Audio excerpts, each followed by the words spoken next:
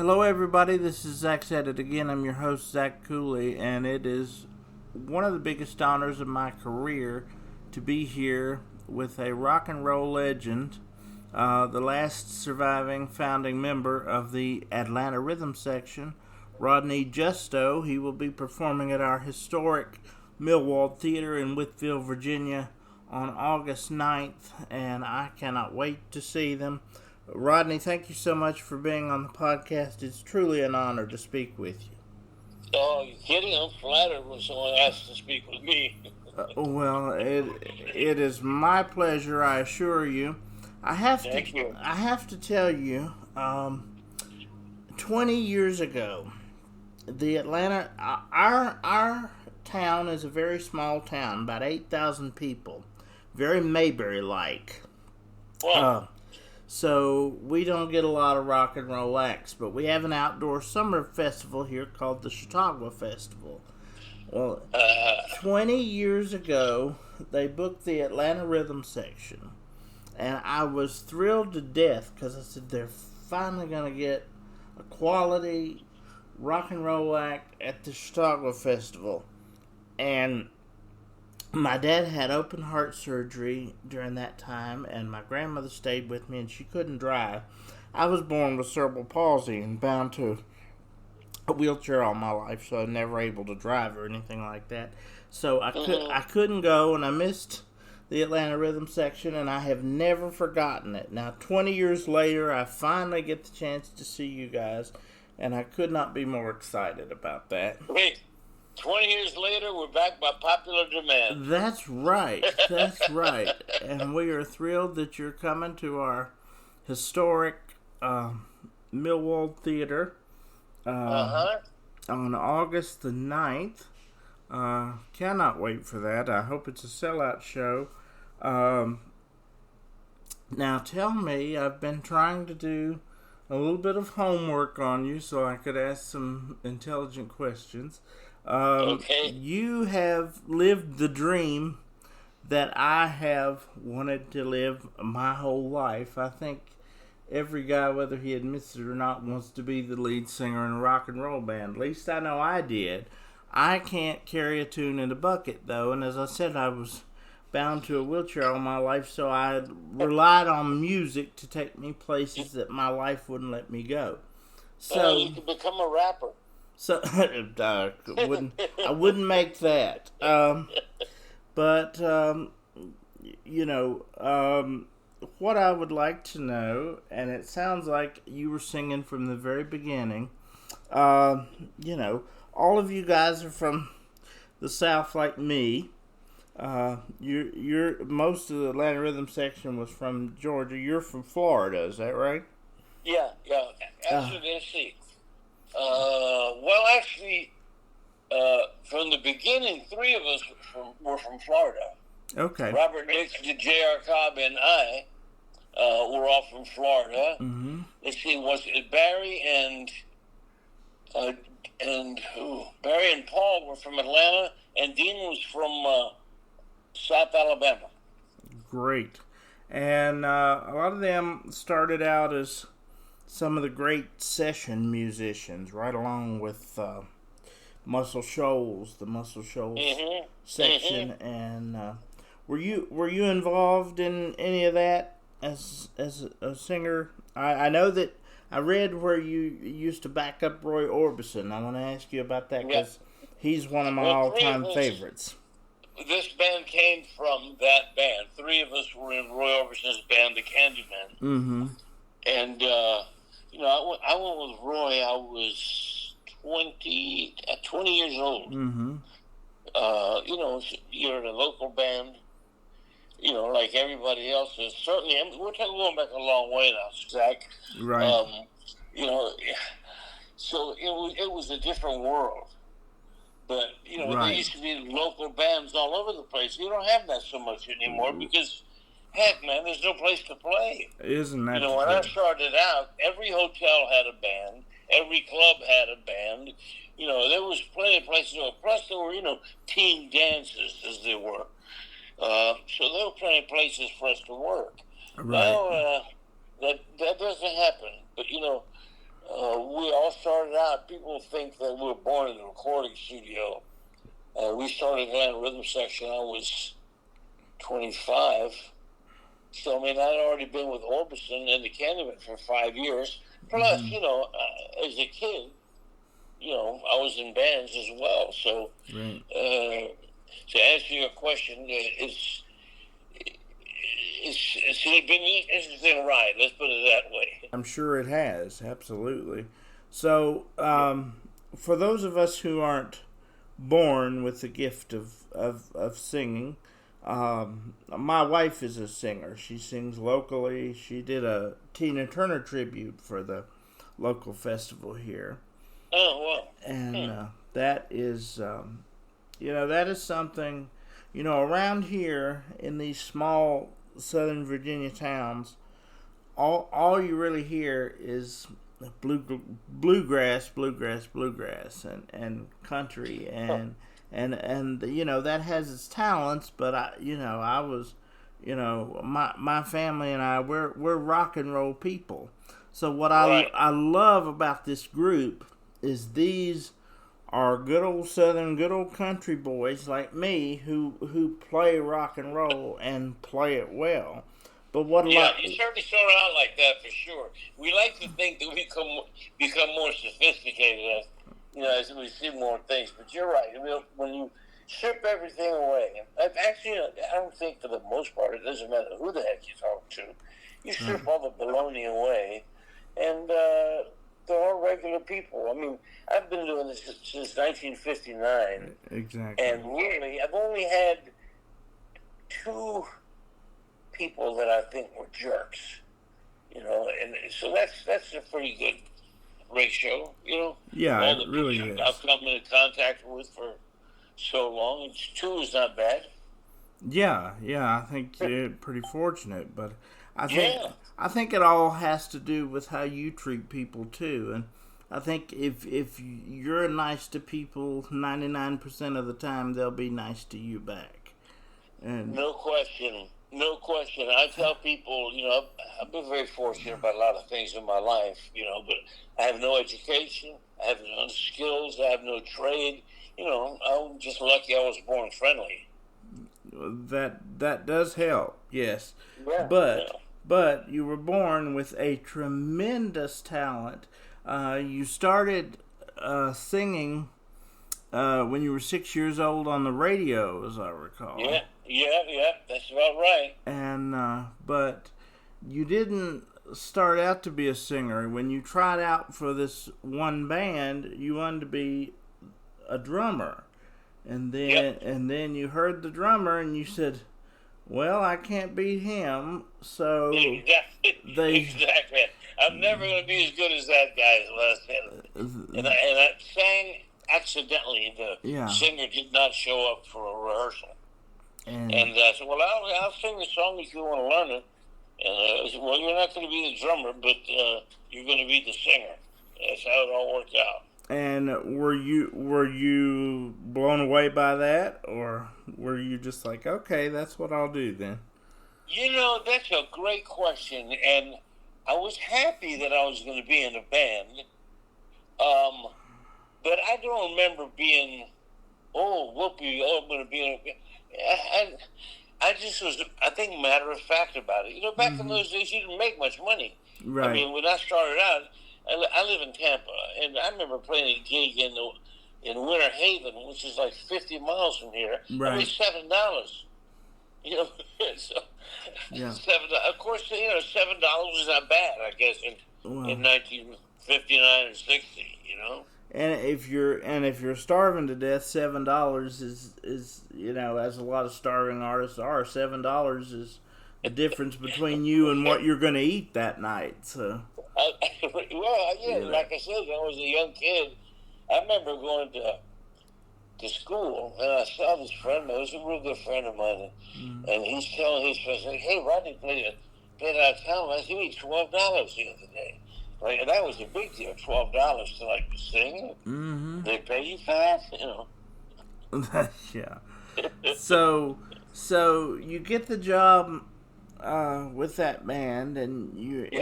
end up backing Roy Orbison. What was Roy Orbison like? You could not find a sweeter guy than Roy. It would seem He's so. an absolute gentleman. He's a kind-hearted, respectful, very funny. And when I say he was funny, New York, but Roy was a great audience too. You tell jokes, and he'll fall down. I wish everybody could have heard Roy laugh. I wish someone was a recording of it, because it was a cackle. And he was sweet. I'll tell you something. I've told this story many times, but I'm sure that your listeners haven't heard it. But right. My last night with my band here in Tampa, Florida. Mm-hmm. I'm getting ready to go with the cat. After a show, I went to a diner with Frankie Valli. And wow. Frankie Valli ordered a cheese omelet. And he told me, he says, "Rodney, this is the best cheese omelet I've had since I've left New Jersey." Now, I never heard of a cheese omelet, okay? Right. But I was so happy that we had something that was as good as New Jersey. Right. So I told him, I says, "Well, Frankie, I'm going to work with Roy Orbison." He says, "Rodney, you're going to work for the nicest guy in the business." Oh, really? Now, I've known him for a long time, mm-hmm. but I didn't know he had that kind of reputation among his peers. So, fast forward to when Roy died. I think it was about 1988. Yeah. 88? Okay, I was going to say 89.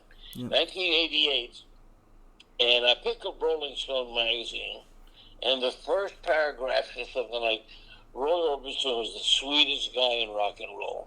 And I thought to myself, listen to that, man.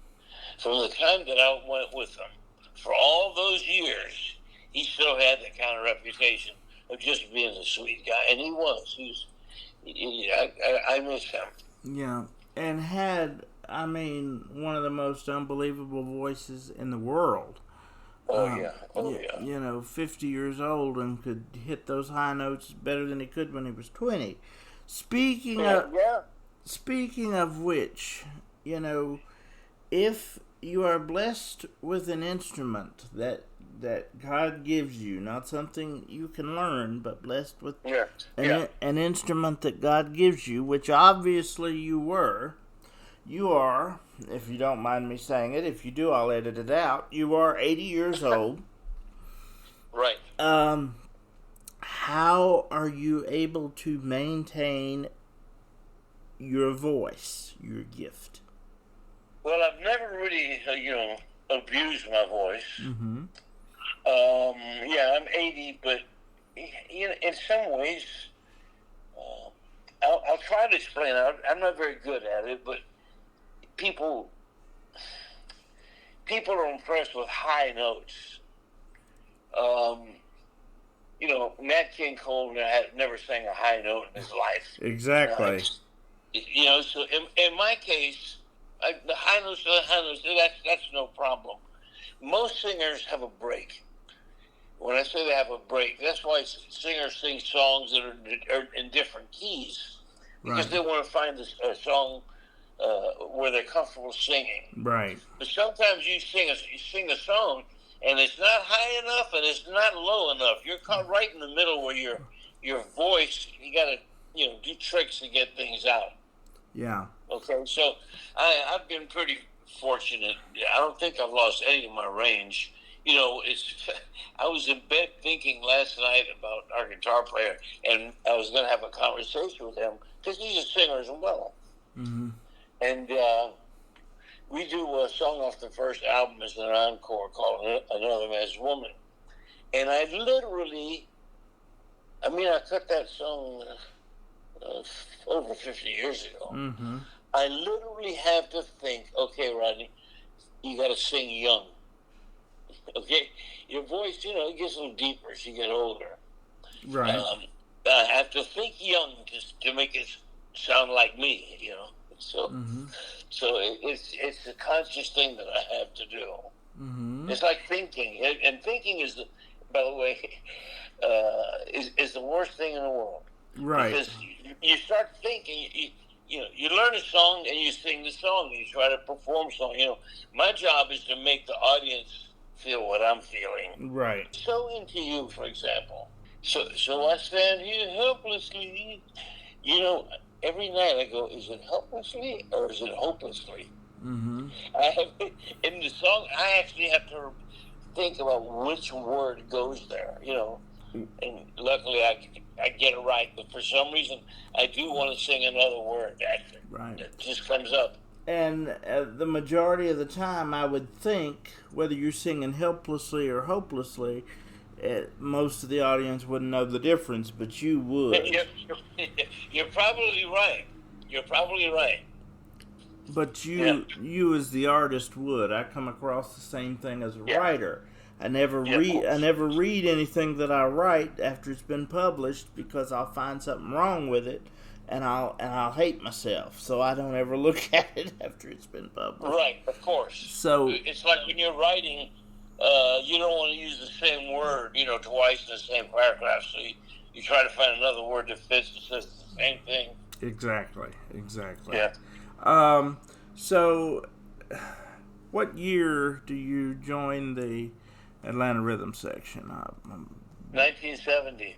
And so you joined them in 1970, and in 1972, you have to make a choice whether you want to stay close to your family or whether you want to hit the road with Atlanta Rhythm section, and you choose to stay back with your family, and there's somebody named Ronnie Hammond that's just waiting in the wings to take your job.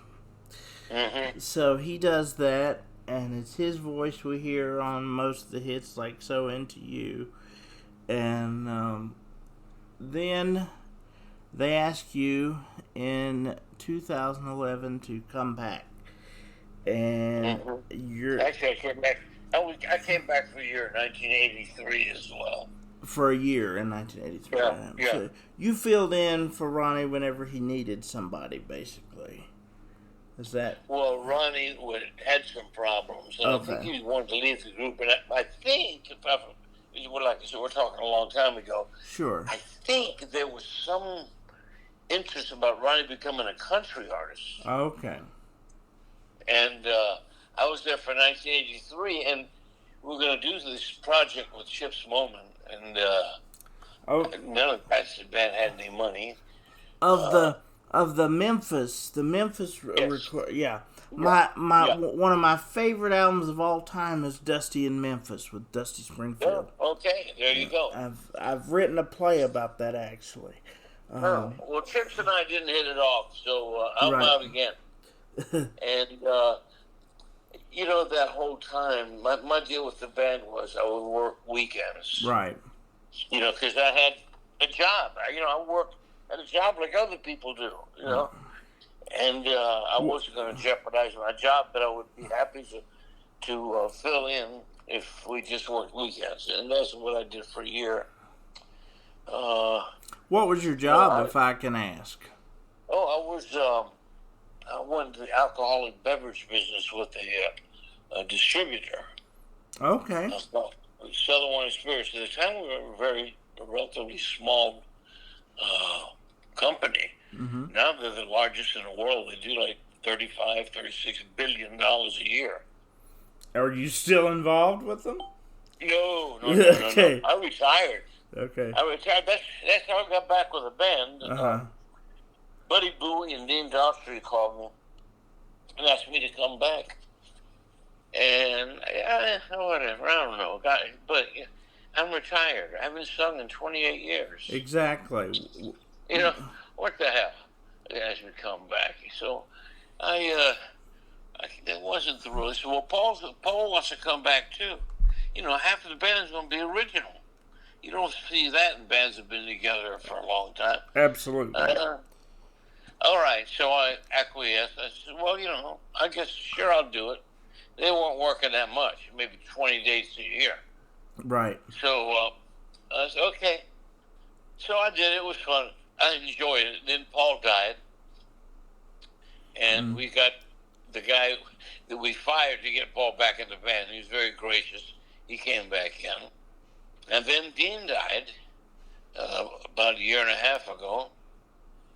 He was going to retire. But, Dean and I said, when I came back in 2011, the conversation was, well, Dean, how long are we going to do this? So the goal at that time was to make it 50 years, which would have taken us to, 2020? Right. Which 2020 got blown off, Didn't it, You're right. So we said, boy, it'd be great if we could make it 50. Well, last month, or this month, are we still in July? Yeah, July. We are still in July for a couple more days. Our 56th year, this year. So, I did sing one other time, Zach. So, the guy who had been singing with the band for years, a good guy, he had a heart problem. And Dean called me and asked me to fit in. I said, Dean, are you out of your mind? I haven't sung a note in 25 years. I don't do that. No, I can't do it. Please, you got to help us, man. We got these gigs booked. We got to work these gigs. Please. Was this all right? Was this when Ronnie passed away? Yeah, before Ronnie passed away. Okay. So please help us. All right. So okay. Now I have to learn all these songs that I used to sing. And they had another song they did in the act then called The Ballad of Lois Malone. Which I'd never done. Right. So I had a brainstorm. I said, well, what I'll do is I'll just print the words out and I'll put them up by my feet and I'll kind of look down and I'll read the words. Well, the problem was I couldn't see them. You didn't have your glasses on. I looked down and went, oh, this is a word. And the other funny thing was, Zach, I couldn't say Lois Malone.